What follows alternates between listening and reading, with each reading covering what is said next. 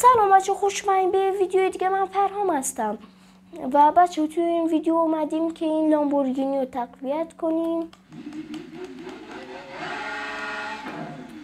که ماشین خیلی خوشگلی هم هست. و برو که رفتیم میایم این قسمت.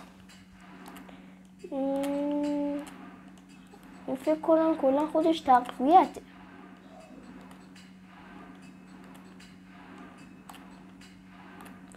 و بله، این کلا این قسمت تقویت بود و حالا این قسمت این از این میایم اینجا اینو میزنیم، اینم میایم. آها تا الان بچه ها اون پایین نوشته شده که 10,300 دلار ما خرج کردیم. و بله میایم این قسمت اینو میزنیم. اینا هیچی، اینم گیر بوکسه که فعلا نمیندازیم. اینم که هیچی و اینو انداختم. آره و الان رفتم نوبت این لاستیک درگ کدومه اینه؟ نه این یا ریس رو یا درگ. این فکر کنم ریس باشه، این فکر کنم درگ باشه، ولی نمیدونم. من اینو میندازم. رینگشم که ای بابا، اینم از رینگش که رینگشم چیز خوشگلی باشه. جا این بود.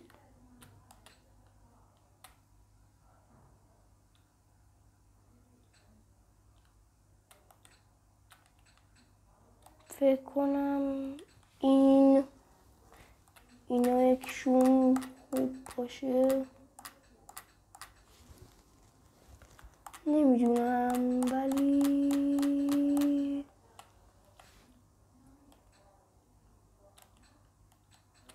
یه چی باشه که اصلا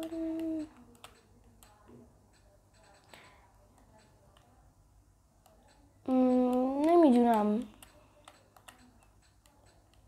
اوه این خوب بودا. اینو میندازیم رینگ.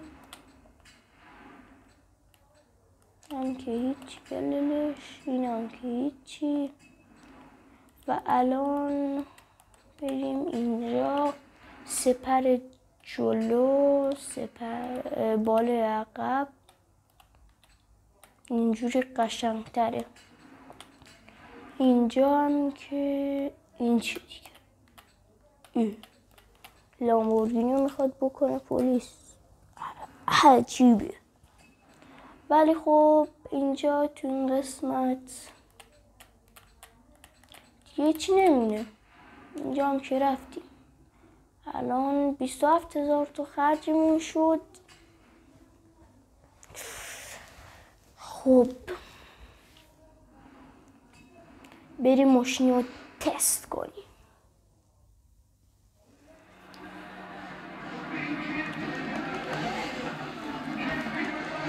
ماشین چه خولی شد. ماشین چه خولی شده.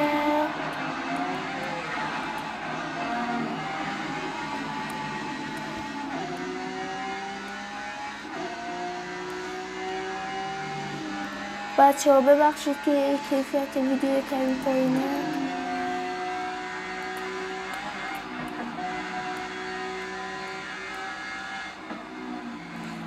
ببینیم مثلا ماشین تاثیر آنچنانی روی تقویت، تاثیر آنچنانی روی ماشین نداشت.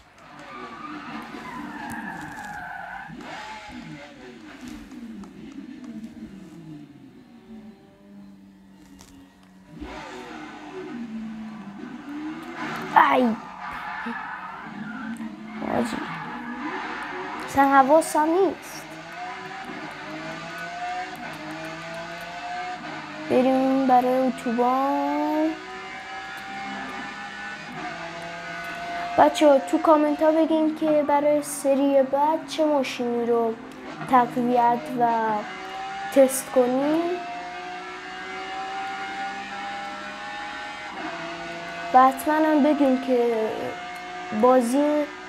چه بازی رو انجام بدیم.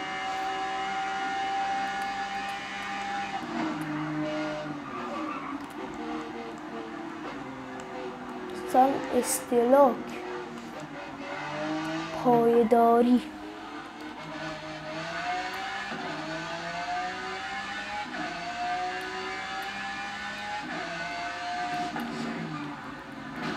آی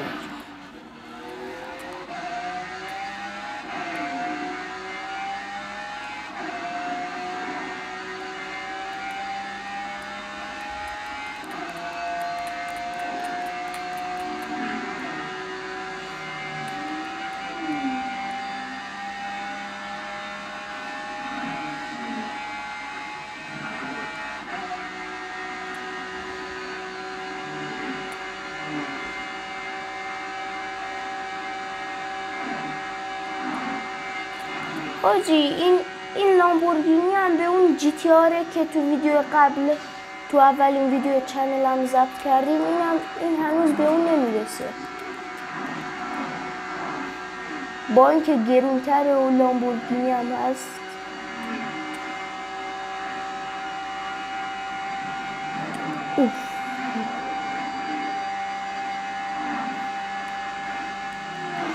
آی آی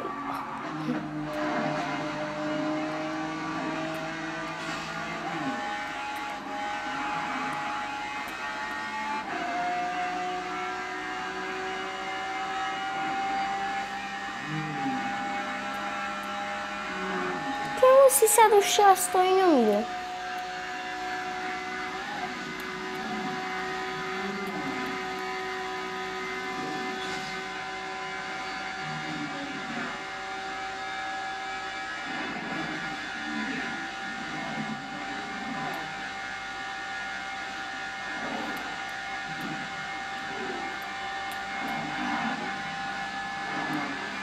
اینجا رو باید بگازیم.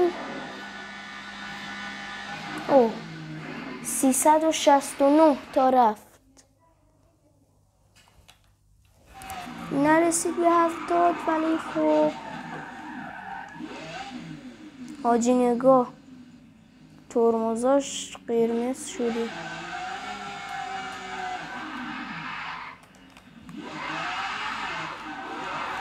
و بچه ها تا یه ویدیو دیگه خدا نگهدار شما.